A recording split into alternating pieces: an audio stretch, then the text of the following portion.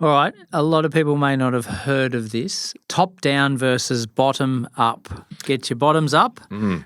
Explain the difference. So in the money world, and particularly in business, I believe there are only two types of budgets or how you build a budget.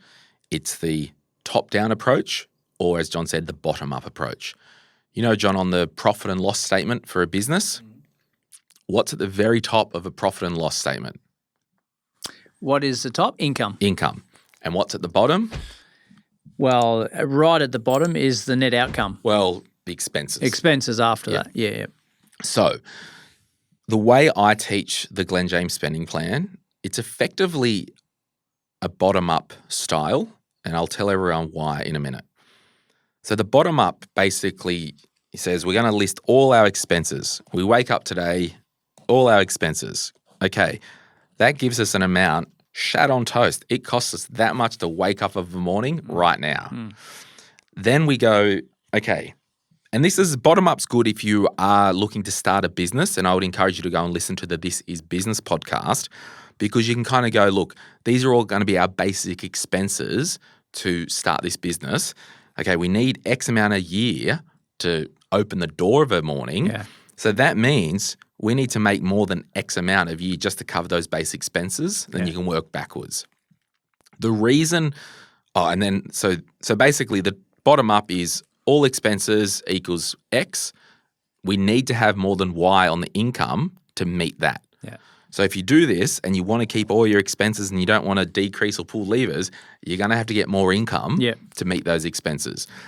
The top-down style is which a lot of traditional budgeting is, where you list your income, then you go, okay, we've got X amount of income. We then want to allocate that to our expenses, our savings, and our future. And we've only got X amount to allocate. The reason that I teach the bottom up, because most people who come and do the Glen James spending plan, they haven't left school last year and got a full-time job still living at home with no expenses. They're carrying financial baggage. They've got gym memberships. They've got car insurance. They've got car loans. They've got life happening. Real life. It's easier for me to get people onto the right train by saying, let's just list out your current expenses and don't get confused because you mentioned before, like, what are the barriers?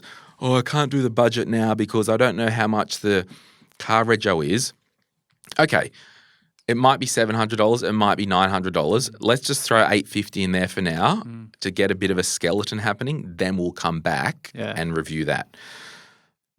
The top down is good if you are just starting out or potentially you are the actuary who's working for the National Engineering Association, right?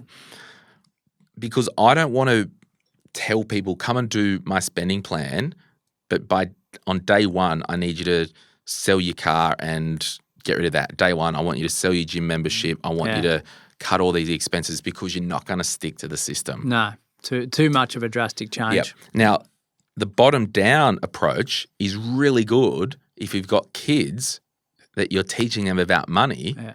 Like your kids, you just run a bottom down. Here's your income. We need to allocate. Don't spend more than that. Yeah. Because what's happened is the incumbent members of us who are out there in the world without a system just have all these expenses. And usually when people have credit card debt and personal loans, it's because the income doesn't exceed the expenses. Yeah. So that's why I teach the bottom up to start with. But if you are a greenfield, you've got teenagers, teach them the bottom down. Here's your income this week. Here's your income this month. Here's your income this year. Top down, you mean? Yeah, top down, sorry. Did I say bottom down? Bottom down, yeah. Top down, here's your income. First thing we're doing, we're carving 10 or 20% to save or invest. Burn that in. Where I can't teach someone by doing a bottom up or I'll rephrase that. I can't teach someone who's walked in off the street, they're 33 years old, they've had an income for 12 years. I can't say, right, day one, we're saving 20% of your income, champ. It's not going to work. One, the money's probably not there. Two, it'd be too much of a shock to the system. So let's get people finding out how much it costs them to live. Let's get a system going. Then we can go through and optimize line by line. It's got an element of running away from something versus running towards something, isn't it? It's like, well, okay, am I driven by the goal I'm heading towards, or am I driven by the fear of not going to that space where I don't want to be in 5 years' time? But we know if you pay attention to something, you'll get results. We know that. We know that if you have a savings target or a rock solid goal, you will make that happen. Yeah.